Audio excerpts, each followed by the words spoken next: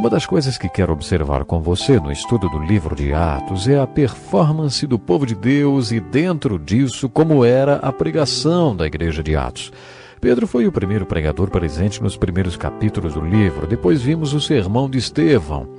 Na segunda metade do livro de Atos, predomina a pregação do apóstolo Paulo. No capítulo 21, lemos o relato do ataque de uma grande multidão sofrida por Paulo.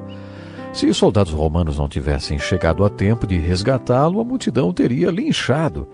Quando estava sendo levado para a fortaleza, onde seria mantido preso, Paulo implorou ao comandante que o pusesse no chão e o deixasse falar à multidão. Imagine se Paulo perderia uma oportunidade de pregar, hein? É assim que se sente todo missionário ou evangelista quando vê uma multidão, e aquela era uma oportunidade de Paulo pregar o evangelho. No final do capítulo 21, lemos que os soldados o colocaram no chão e Paulo começou a pregar em hebraico. Foi um sermão magnífico, registrado no capítulo 22. Repare que esse sermão foi diferente daquele que ele pregou no Areópago, em Atenas.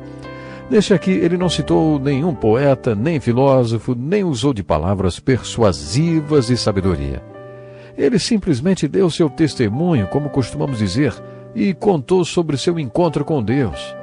Ele falou de sua experiência pessoal com Jesus Cristo e como se converteu na estrada de Damasco. Não poderíamos separar a palavra experiência do ministério e da vida de Paulo.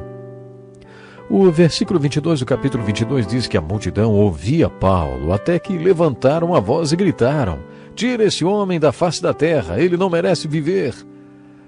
Estando eles gritando, tirando suas capas e lançando poeira para o ar, o comandante ordenou que Paulo fosse levado. Faz 40 anos que eu prego e nunca nenhuma das minhas plateias tirou a roupa e nem jogou poeira para o ar gritando e chorando, desejando que eu morresse. Já pensou? Mas isso aconteceu com Paulo. Quando o comandante viu tudo isso, decidiu tirá-lo dali e levá-lo para uma fortaleza.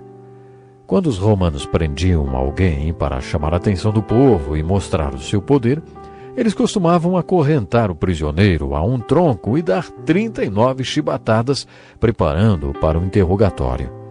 Enquanto estavam acorrentando Paulo ao tronco, ele perguntou: "Escuta, você tem o direito de açoitar um cidadão romano sem que ele tenha sido condenado?" O comandante perguntou: "Diga-me, você é cidadão romano?" Ele respondeu: "Sim, sou." O comandante disse: "Eu precisei pagar um elevado preço por minha cidadania." E Paulo respondeu: "E eu a tenho por direito de nascimento." Quando leio esse texto, fico me perguntando se Paulo poderia impedir aquela surra, dizendo que os soldados não podiam fazer aquilo com um cidadão romano sem julgá-lo antes. Por que então ele não fez o mesmo quando apanhou em Filipos? Você está lembrado do que aconteceu em Filipos? É claro que ele queria que a cidade ficasse de cabeça para baixo como realmente ficou lá. Mas aqui no capítulo 22, depois de verem que não podiam surrá-lo, levaram-no para a prisão. No dia seguinte, decidiram que Paulo seria julgado. O julgamento de Paulo começa a ser relatado no capítulo 23 de Atos e é o primeiro de uma série pelos quais ele passou. O início do julgamento é empolgante. Diz assim: Paulo, fixando os olhos no sinédrio, disse: "Meus irmãos, tenho cumprido meu dever para com Deus com toda boa consciência até o dia de hoje." Diante disso, o sumo sacerdote Ananias deu ordens aos que estavam perto de Paulo para que lhe batessem na boca. Então Paulo lhe disse: "Deus te ferirá, parede branqueada. Estás aí sentado para me julgar conforme a lei, mas contra a lei me mandas ferir?" Quando lhe acertaram a boca, Paulo deve ter ficado chocado, porque ele não esperava aquilo.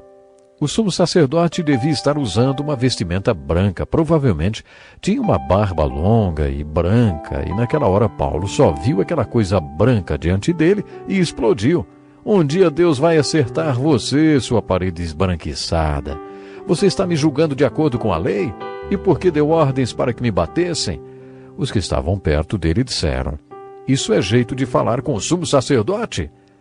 A essa altura, Paulo estava começando a se recompor e disse: "Irmãos, eu não vi direito. Não sabia que ele era o sumo sacerdote. Eu sei que não podemos falar assim com o sumo sacerdote." Agora preste atenção, Paulo começou a se revelar. Ele olhou para todo o tribunal e, pelo que podia presumir, metade dos que estavam ali eram fariseus, o que significava que eram judeus fundamentalistas, organizados para preservar a ortodoxia da fé judaica. A outra metade era de saduceus. Você se lembra que fariseus eram tradicionais e saduceus liberais? Os saduceus não acreditavam na ressurreição nem no sobrenatural. Que tristeza! Não criam no Deus real, no Deus sobrenatural. Quando Paulo percebeu que aquela sala era composta por dois grupos rivais, ele declarou: Irmãos, sou fariseu, filho de fariseu. Estou sendo julgado por causa da minha esperança na ressurreição dos mortos. Quando Paulo disse isso, surgiu uma violenta discussão entre os fariseus e os saduceus, e a assembleia ficou dividida, porque os saduceus dizem que não há ressurreição nem anjos, nem espíritos, mas os fariseus admitem todas estas coisas. Aí então começou o maior alvoroço, e os fariseus disseram: Não encontramos nada de errado nesse homem.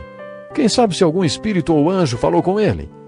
A discussão tornou-se tão violenta que o comandante teve medo que Paulo fosse despedaçado por eles. Então ordenou que as tropas descessem e o retirassem à força do meio deles, levando-o para a fortaleza. Quando Paulo foi atingido por aquela bofetada, ele percebeu que não seria um julgamento justo e que era tudo uma farsa. Percebendo que o grupo estava dividido entre fariseus e saduceus, ele começou uma confusão, dizendo que era fariseu, filho de fariseu, e que a única razão pela qual estava sendo julgado era porque ele acreditava como todo bom fariseu, ele acreditava na ressurreição dos mortos. Isso deu início a uma pequena guerra dentro do tribunal que quase fez com que um grupo arrancasse pedaços do outro. A confusão foi tanta que os soldados tiveram que tirar Paulo dali e colocá-lo de volta na prisão. 40 daqueles judeus se uniram e juraram que não comeriam nem beberiam até que Paulo estivesse morto. Já imaginou enfrentar 40 pessoas com tamanho ódio contra você que decidissem ficar sem comer nem beber até que você morresse? Você já teve tamanha inimizade com alguém? Não foi dessa vez que Paulo morreu, não. E os 40 homens, se realmente cumpriram seu propósito, devem ter morrido de fome. Eles pediram que o comandante trouxesse Paulo para interrogatório, mas na verdade planejavam uma emboscada para matá-lo quando ele fosse trazido. Paulo tinha uma irmã, e sua irmã tinha um filho, o sobrinho de Paulo. Esse sobrinho de Paulo escutou o que os 40 homens estavam tentando fazer e foi até a prisão avisar Paulo da conspiração. Paulo chamou os soldados e disse: Leve esse rapaz ao comandante, ele tem algo para dizer. O menino foi até o comandante e contou o que os 40 homens estavam tramando. O comandante tomou uma decisão. Ele decidiu passar a questão daquele judeu para outras mãos. Ele nem sabia o que Paulo tinha feito, nem o que estava realmente acontecendo, mas sabia que esse judeuzinho só arrumava encrenca. A Bíblia conta que ele chamou 2 centuriões e disse: Preparem um destacamento de 200 soldados, 70 cavaleiros e 200 lanceiros, a fim de irem para Cesareia esta noite, às 9 horas. Providenciem montarias para Paulo e levem-no em segurança ao governador Félix. Não é interessante? Esse judeuzinho que não enxergava direito e que nem devia estar com uma aparência muito boa, porque afinal tinha sido apedrejado e depois espancado, seria acompanhado por 470 soldados romanos. Tente imaginar 200 soldados, 70 cavaleiros e 200 lanceiros, e bem no meio deles, um homenzinho judeu sentado sobre um cavalo. Às 3 da manhã eles saíram pelos fundos do castelo e levaram Paulo pela costa do Mediterrâneo de Jerusalém para Cesareia, na Palestina. Você já teve vontade de conhecer a Terra Santa? Conheço um pastor que não quer nem pensar em ir lá. Se alguém se gabar de ter ido na Terra Santa e disser para ele: andei por onde Jesus andou, ele responde: eu não poderia estar mais perto de Jesus do que estou agora. Ele está no meu coração. Andar por onde Jesus andou não me leva para mais perto dele. Esse pastor dirigia um grupo de estudo da Bíblia e os alunos lhe perguntaram se faria uma viagem com eles para a Terra Santa, para um retiro espiritual, e se ele dirigiria aquele retiro. O pastor foi, mas disse que iria aproveitar a viagem para tirar umas férias e não daria aulas nenhuma durante a viagem. Não era nem para lhe fazer perguntas. Eles tinham guias que perguntassem aos guias, e afinal, Ele não conhecia tanto do assunto. Bom, quando eles chegaram à Terra Santa, o primeiro lugar que visitaram foi essa fortaleza romana em Cesareia, na Palestina. Ela tinha sido restaurada exatamente nos moldes da época em que Paulo foi levado para lá.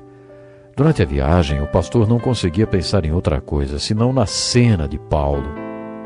Talvez naquela noite em que os 470 soldados romanos levaram Paulo montado num cavalo de Jerusalém para Cesareia, fosse uma noite de lua cheia. Naquele momento o pastor mudou de ideia, pegou o microfone e falou para todo o ônibus. Quando chegarmos ao hotel teremos um estudo bíblico, disse ele. Ele não via a hora de falar sobre esse capítulo do livro de Atos. Naquela noite eles tiveram um estudo bíblico e também durante todos os 10 dias que ficaram na Terra Santa. O pastor mudou completamente de ideia. Quando Paulo chegou em Cesareia, na Palestina, foi levado ao governador Félix. Este governador pediu que os judeus viessem até ele para que a acusação contra Paulo fosse formalmente feita. Eles vieram e mais uma vez o apóstolo Paulo fez um dos seus grandes sermões. Dessa vez Paulo pregou diante do governador e do seu tribunal.